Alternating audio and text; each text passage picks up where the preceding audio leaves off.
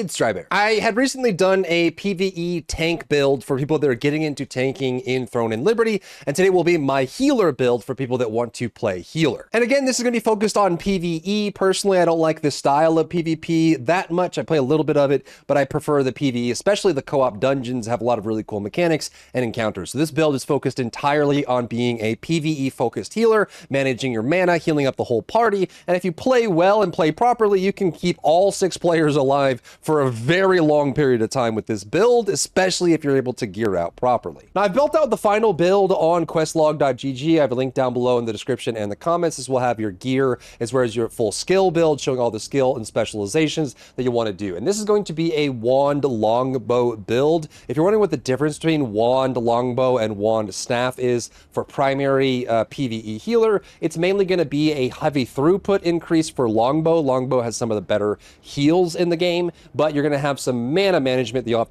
to focus on because you will consume more mana with this build. You can also run wand staff and have a lot more mana management, but I think you can solve a lot of that with gear, like getting mana cost efficiency as well as max mana regen on your gear can help solve a lot of those problems that you would have with wand and longbow. And personally, I think wand longbow is the best PvE healer setup by far. And on this build, I have some really great gear set up for this build specifically, like the Excavator's Mysterious Scepter for wand and the Tublex Deathmark longbow, but it may take you a while to get these two weapons because Excavator comes from the Excavator 9 and you might just get unlucky for a long period of time. So if you're looking for some easy pickups, I always would look towards the co-op dungeons that either by getting the drops in the dungeons or using your tokens to craft those purples. Luckily, you can get Tublex Deathmark longbow from Tyrant's Isle as a drop, and again, you can use your marks, your salvation essences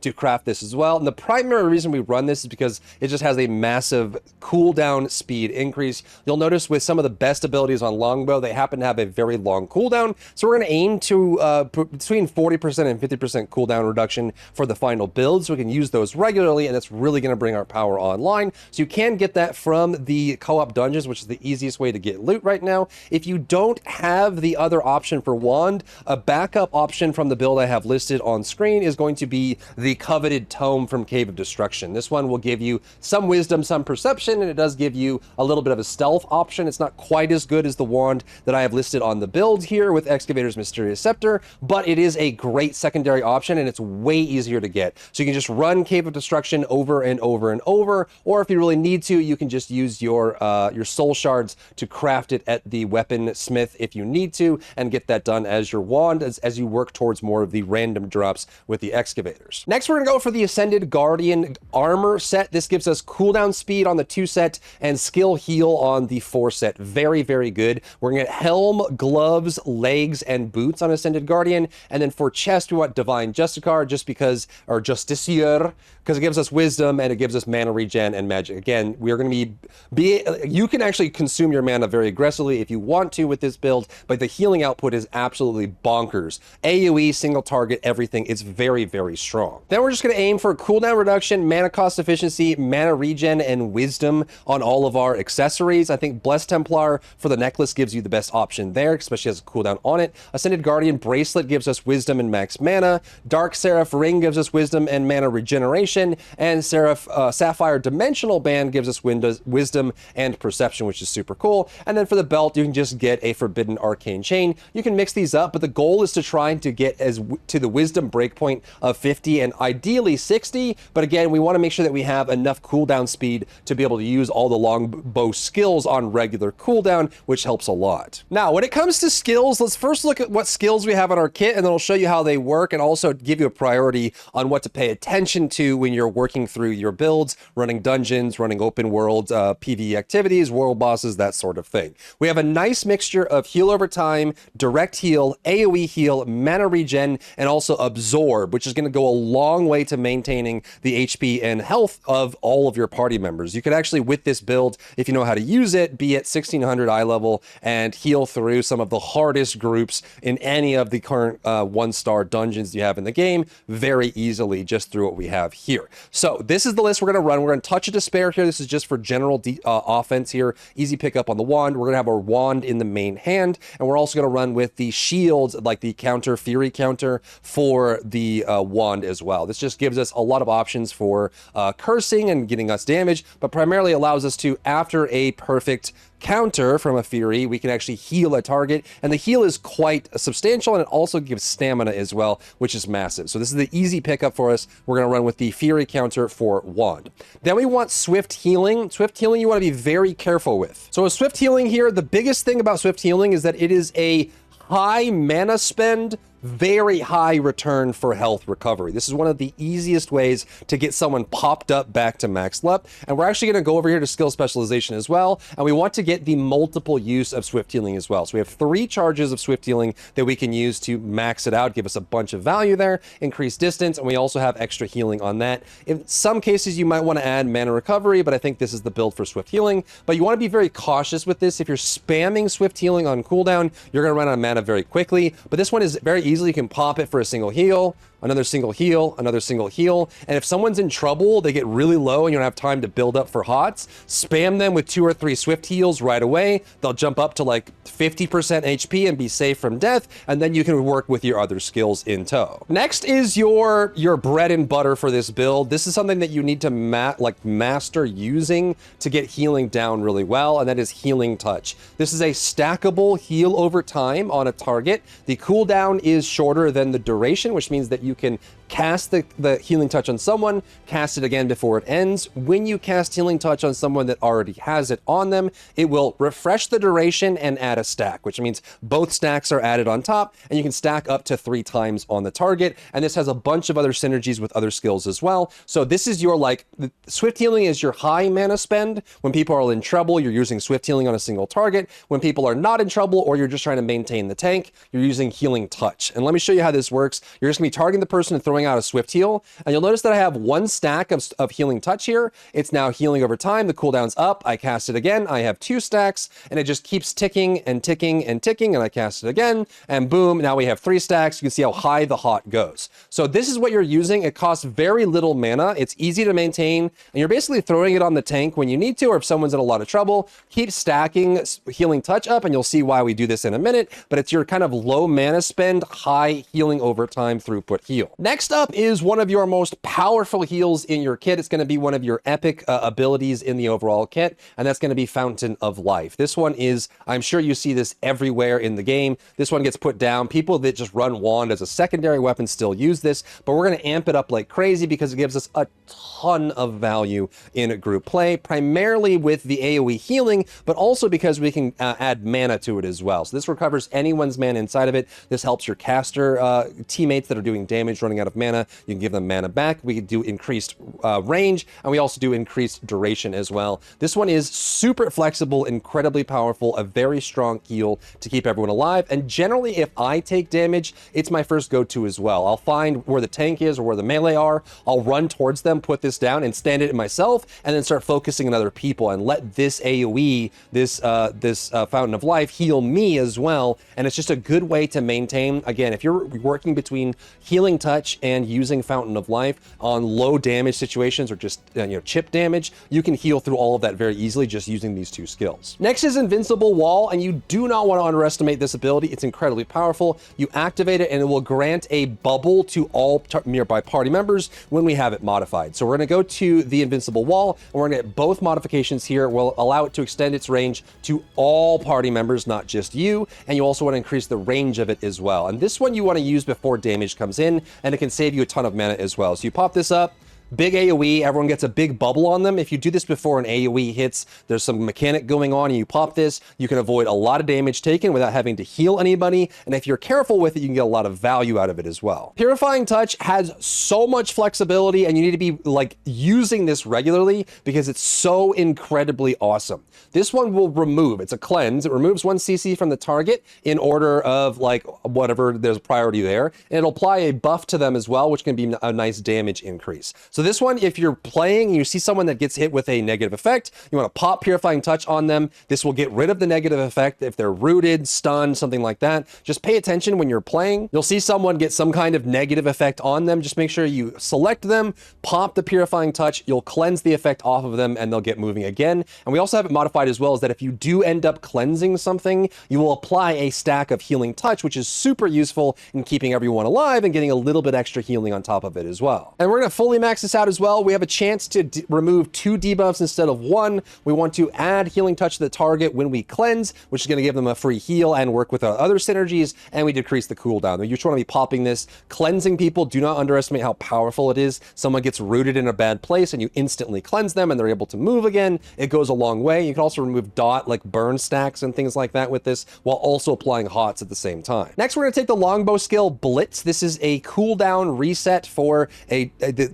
previous cooldown. Whatever you previously used outside of your crazy high cooldown abilities, you'll just be able to use a skill, pop Blitz, and then use that same skill again. And which skill you choose depends on the situation, but you can get a lot of value out of doing the really big cooldowns or big value adds like Fountain of Life, doing Flash Wave or Clay's Salvation, or even with Nature's Blessing. You get a ton of value with that. You can even double cleanse someone if you really need to. Blitz is super flexible on what you want to do. It's like a Nature's Swiftness, very easy quick reset, do a skill twice in a row and get some super value out of it. Or you can throw down Fountain of Life, reset it, wait for it to end, and use it a second time, which doubles the duration that you have it down on the ground, which makes a big difference. Next is an awesome, easy ability that you can weave in at any time, which is a massive party-wide fat heal with a healing over time effect on top of it. This one is so flexible and so easy to use. You just, when you need to, you pop Salvation, boom, it's going to do this massive AoE, do a hot and a heal on top of everyone. And we're also going to be modifying this as well so that we can increase by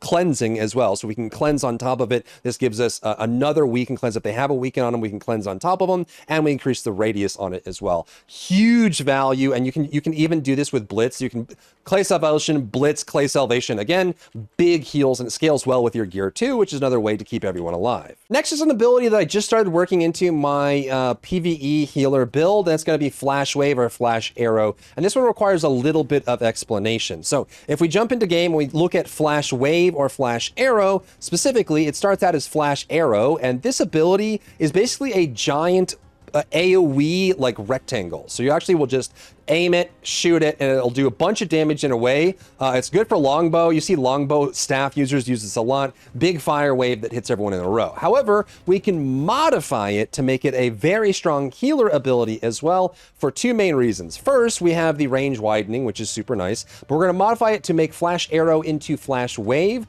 This enhances the damage that it does, allows you to charge it up, which extends the range, gives you more damage, that sort of thing. However, when you have it as Flash Wave instead of Flash Arrow, it will also apply a heal over time to all targets hit, and the radius is actually insanely wide. Like if you have a whole bunch of people in an area, you can basically hit your entire party as long as they're in front of you at all times. So you can just pop this, hold it down, and then you can just go like this. Like everyone in the range, based on how long you hold it for, everyone that gets hit by it, it's not only going to be a nice damage skill for you, but it will put a heal over time on it. But we're not done with that specifically, because there's a really cool synergy that works specifically with Flash Wave, combining its way with Healing Touch. So we go to Healing Touch, which is our heal over time that stacks, right? But if someone has Healing Touch on them and you hit them with that big Flash Wave, you will be able to extend the Healing Touch duration by 6 seconds, and it applies to all the stacks at once. So if you have 3 stacks of Healing Touch on someone, like a tank or something, or you used Purifying Touch and you granted them a free Healing Touch, you have your hots rolling. So you pop all your hots on everyone and you Flash Wave, you give them an additional hot, you do a bunch of damage to the target, including the boss, and you also refresh and extend the duration of your Healing Touch as well, which gives you a crazy synergy and gives you very strong healing on that one target, and allows you to off heal on people that are damaged. If the single target, like if the tank's taking a bunch of damage, you put 3 stacks of Healing Touch on them, Flash Wave to extend the duration of it, and then heal other targets, because you're putting out a bunch of hots, a bunch of damage, and some synergy with the healing touch as well. Next is one that's going to make up for our severe lack of damage. This is a pure healing utility build. You're going to make your party live a very long time and give them lots of damage,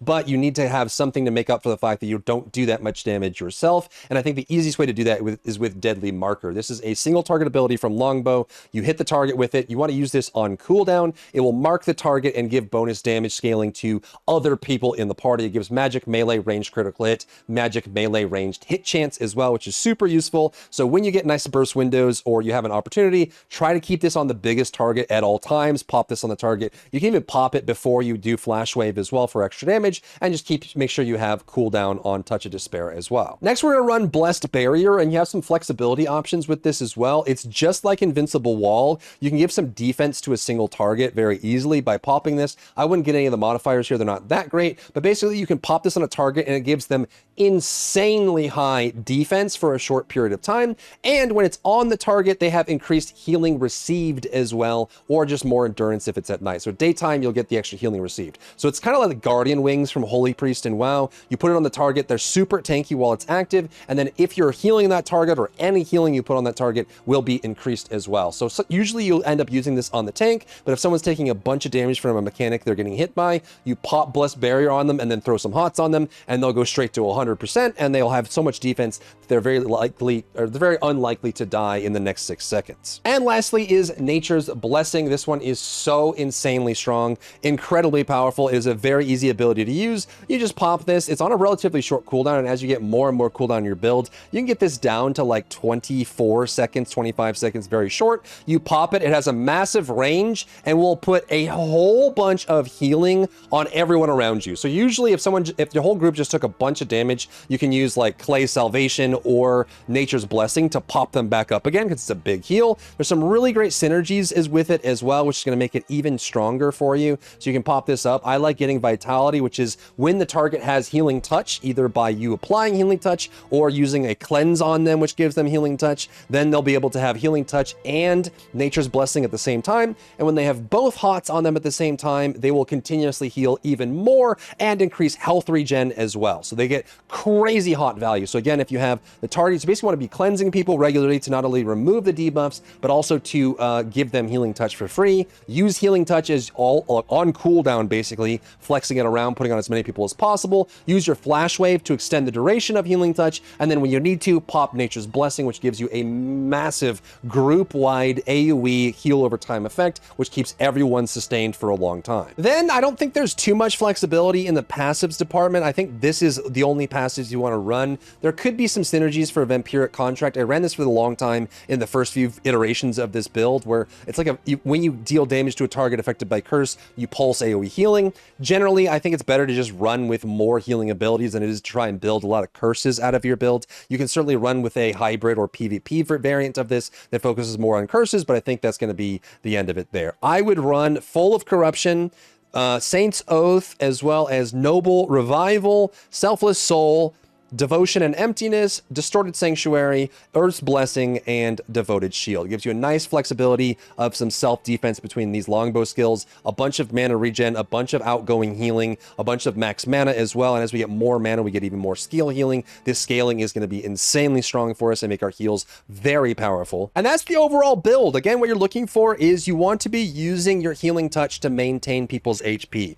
As people drop low, you'll cycle between Salvation, your Flash Wave, different barriers and bonuses like Invincible Wall, or using the Blessing as well, and then also use Nature's Blessing to scale people up. Don't worry if people drop low, you want to be using those hots, and again, because we're running with a wand longbow variant, not using a staff, our biggest concern is going to be mana. So you want to be careful to use your AoEs, use your absorbs, and let your heal over time effects keep everyone stacked up, and only when they get into serious damage or serious danger, that's when you start whipping out things like Swift Healing, because Swift Healing will will consume a lot of mana, but you'll be able to pop people up like crazy. It is a very strong spot healing effect that allows you to scale up their health very quickly and be able to absorb that way. You can also, as you get used to damage profiles, put absorbs like, you know, your Angel's Blessing or your Invincible Wall on people right before they get hit by something. You can pop up a whole bunch of HOTS and also just playing around using Healing Touch and stacking that up, then using your Blast Wave to Flash Wave to scale everyone back up. As they get closer, they drop down again. You can use Salvation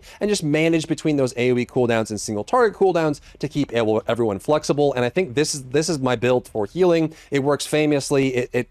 When you actually have the full build built out and all the right gear, you can actually honestly keep 6 people alive as long as you have mana. It's just an infinite amount of healing that is ridiculously high. But that's what I got for this build. If you want to see more Throne and Liberty builds from me, let me know in the comments down below. If you found value in today's video, leave a like down below, leave a comment for the algorithm to help this video get seen by more people, and don't forget to check out my other channels for other content and other stuff and other things.